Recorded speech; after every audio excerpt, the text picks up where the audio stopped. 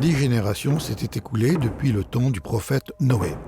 Satan avait une ferme emprise sur les nations, du moins selon les apparences. Au lieu de mettre leur confiance dans le Seigneur, les humains mettaient leur confiance dans leur religion. Certaines nations adoraient le soleil au lieu de celui qui l'avait créé. D'autres se prosternaient devant la lune. C'était environ 1925 ans avant Jésus-Christ. Dans un pays au nord-est de l'Arabie vivait un vieillard nommé Abram. Plus tard, Dieu a changé son nom à Abraham, ce qui signifie « père d'une multitude ». Abraham avait 75 ans, Sarah, son épouse, avait 65 ans et elle n'avait pas d'enfant. Leurs parents et voisins étaient idolâtres. Ils adoraient les choses créées au lieu du Créateur. Un jour, le Seigneur a dit à Abraham « Va-t'en de ton pays, de ta patrie et de la maison de ton père, dans le pays que je te montrerai. Et je ferai de toi une grande nation, et je te bénirai, je rendrai ton nom grand, et tu seras une source de bénédiction. Je bénirai ceux qui te béniront, et je maudirai ceux qui te maudiront, et toutes les familles de la terre seront bénies en toi. » Le Seigneur voulait faire une alliance avec Abraham. S'il acceptait de quitter la famille de son père et de se rendre dans un pays inconnu, le Seigneur allait faire de grandes choses avec lui. Premièrement, Dieu allait faire d'Abraham le père d'une grande nation. Deuxièmement, au travers de cette nouvelle nation, Dieu allait bénir des gens de toutes les nations. Si Abraham faisait confiance au Seigneur et le suivait, il deviendrait le père d'une nation de laquelle sortiraient les prophètes, les Écritures et le Sauveur du monde. Qu'est-ce qu'Abraham a fait ? C'est par la foi qu'Abraham a obéi lorsque Dieu l'a appelé et qu'il est parti pour le pays qu'il devait recevoir en héritage. Et il est parti sans savoir où il allait. Ce n'était pas facile pour Abraham et son épouse de quitter leur famille et de tourner le dos à la religion familiale. Pourtant, ils ont choisi d'endurer les critiques de leur communauté afin de suivre le seul vrai Dieu.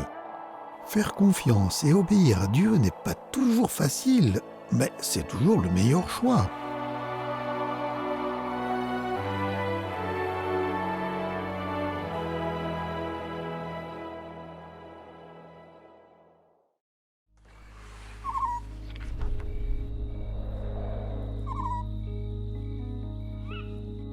Abraham et son épouse étaient vieux et ils n'avaient pas d'enfants. Pourtant, le Seigneur avait promis de faire d'Abraham le père d'une grande nation. Comment Abraham a-t-il réagi à la promesse impossible de Dieu ? Abraham eut confiance en Dieu et cela lui fut compté comme justice, et il a été appelé ami de Dieu.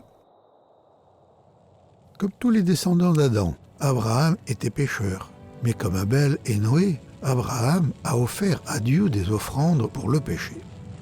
Parce qu'Abraham croyait au Seigneur et en ses promesses, Dieu a crédité la justice au compte d'Abraham au ciel et il lui a donné le cadeau de la vie éternelle. Sarah aussi a mis sa confiance dans le Seigneur et Dieu l'a déclarée juste, elle aussi. Mais il est parfois difficile d'attendre. Après avoir vécu en Palestine pendant 10 ans, espérant et priant que Sarah devienne enceinte, ils ont décidé d'aider Dieu à accomplir sa promesse de donner un fils à Abraham. Selon une coutume locale, Sarah a donné sa servante égyptienne Agar à Abraham. Celui-ci a passé la nuit avec Agar et elle est tombée enceinte et a donné naissance à un fils. Ils l'ont nommé Ismaël. Environ 13 ans plus tard, quand Abraham avait 99 ans et Sarah 89 ans, le Dieu Tout-Puissant leur est apparu encore. Il leur a dit qu'ils auraient un fils et qu'ils devaient le nommer Isaac. Le Seigneur a dit aussi à Abraham « J'ai entendu ta demande en faveur d'Ismaël. Je le bénirai, mais mon alliance, je la maintiendrai avec Isaac, le fils que Sarah va te donner à cette époque l'an prochain. » 1 an plus tard, Sarah a donné naissance à Isaac, le fils de la promesse. Regarde l'image. Vois-tu Abraham et son épouse élever leur regard vers le ciel nocturne ? Ils remercient le Seigneur de sa fidélité. Plus tard, Agar et Ismaël ont été renvoyés, mais Dieu s'est montré bon aussi avec eux. Protégé par Dieu, l'enfant grandit. Il habita dans le désert de Paran et devint un habile tireur à l'arc. Sa mère lui fit épouser une Égyptienne. Ismaël est devenu le père du puissant peuple arabe que Dieu a béni de tant de manières différentes. En ce qui concerne Isaac, il est resté à la maison, s'occupant du bétail et des troupeaux de son père. Parfois, Isaac aidait son père à choisir un agneau en bonne santé, à le tuer et à le brûler sur un autel pour leur péché. Mais ni Isaac ni son père ne pouvaient imaginer le genre de sacrifice que Dieu était sur le point d'exiger.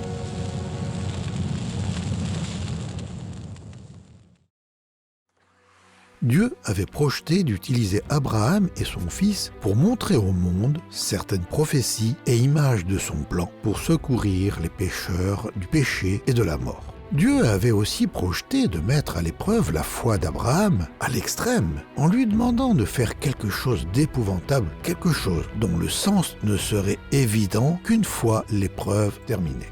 À ce moment dans sa vie, Abraham avait une confiance absolue dans le Seigneur. Abraham connaissait Dieu.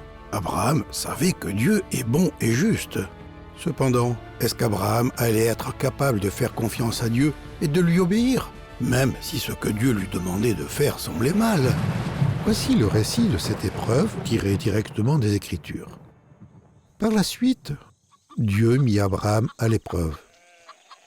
Il l'appela et Abraham répondit « Oui, je t'écoute. » Dieu reprit « Prends ton fils Isaac, ton fils unique que tu aimes tant, va dans le pays de Moria, sur une montagne que je t'indiquerai, et là, offre-le-moi en sacrifice. »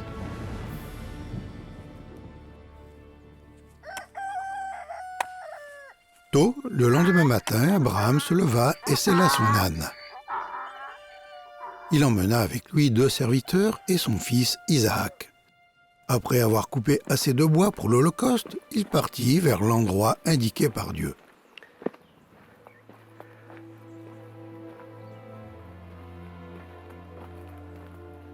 Le 3e jour, Abraham, levant les yeux, vit au loin l'endroit. Il dit alors au serviteur, « Restez ici avec l'âne. Mon fils et moi, nous irons là-haut pour adorer Dieu, puis nous vous rejoindrons. » Abraham chargea sur son fils Isaac le bois du sacrifice. Lui-même portait des braises pour le feu et un couteau. Et ils marchèrent tous 2 ensemble. Alors Isaac, parlant à Abraham son père, dit « Mon père !»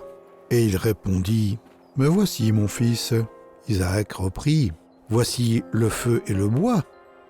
Mais où est l'agneau pour l'Holocauste ?» Abraham répondit « Mon fils, Dieu se pourvoira lui-même de l'agneau pour l'Holocauste. » Et ils marchèrent tous 2 ensemble.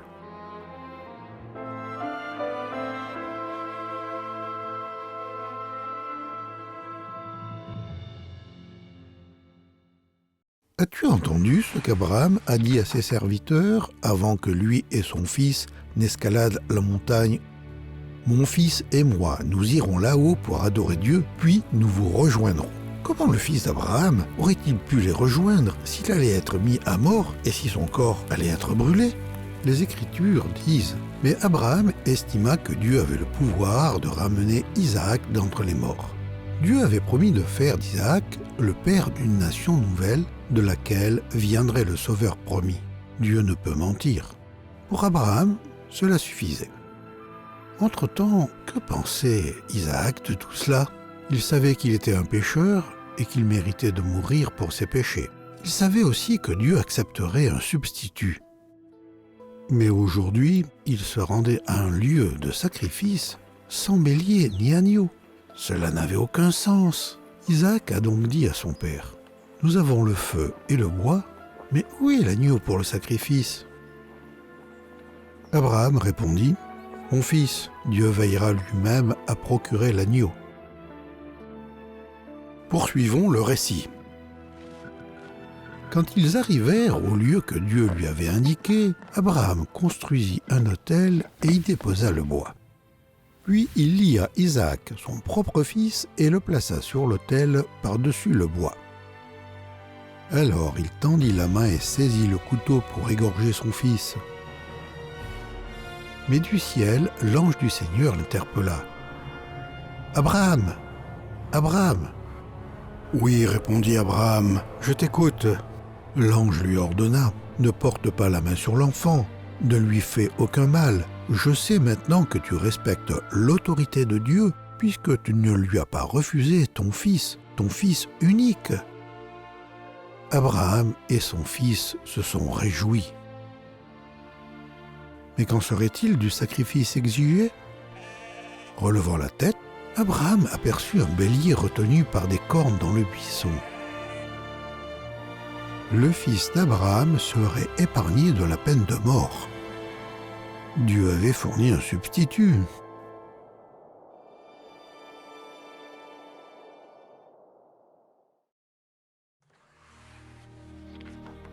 Comment est-ce que Dieu a secouru le fils condamné d'Abraham? Il a fourni un animal innocent et sans défaut pour mourir à sa place. Relevant la tête, Abraham aperçut un bélier retenu par les cornes dans un buisson.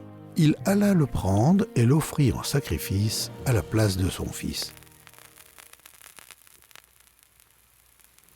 Tous ces événements illustraient le plan de Dieu d'envoyer sur terre un saint sauveur qui satisferait aux exigences de la loi du péché et de la mort, et qui secourrait des pécheurs de chaque nation de la terre. Abraham donna à ce lieu le nom de Yahvé-Jiré, l'Éternel pourvoira. C'est pourquoi l'on dit aujourd'hui, à la montagne de l'Éternel, il sera pourvu. Pourquoi est-ce qu'Abraham a appelé la montagne l'Éternel pourvoira et non l'Éternel a pourvu? Est-ce que Dieu ne venait pas de pourvoir à une rançon? En appelant la montagne l'Éternel pourvoira, le prophète Abraham prédisait le jour où, sur cette même montagne, Dieu lui-même allait pourvoir un sacrifice de sang si coûteux que Dieu l'accepterait comme paiement complet pour le péché du monde, afin que quiconque croit dans ce sacrifice ne périsse pas, mais ait la vie éternelle. Quelques 1900 ans après que le prophète Abraham a offert le bélier sur l'autel, le Sauveur promis lui-même allait dire, en parlant de cet événement historique, « Abraham, votre père, s'est réjoui à la pensée de voir mon jour. Il l'a vu et en a été heureux. » Tandis que la fumée du bélier montait vers les cieux, Dieu donnait à Abraham un aperçu d'un sacrifice à venir qui serait offert sur la même chaîne de montagnes. La réponse d'Abraham à la question de son fils Isaac, où est l'agneau, prenait un sens beaucoup plus profond. Mon fils, Dieu se pourvoira lui-même de l'agneau pour l'Holocauste. Pour Abraham et son fils, Dieu n'avait pas encore fourni l'agneau. Il avait pourvu un bélier.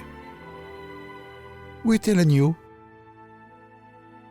Au bon moment, Dieu lui-même fournirait la réponse.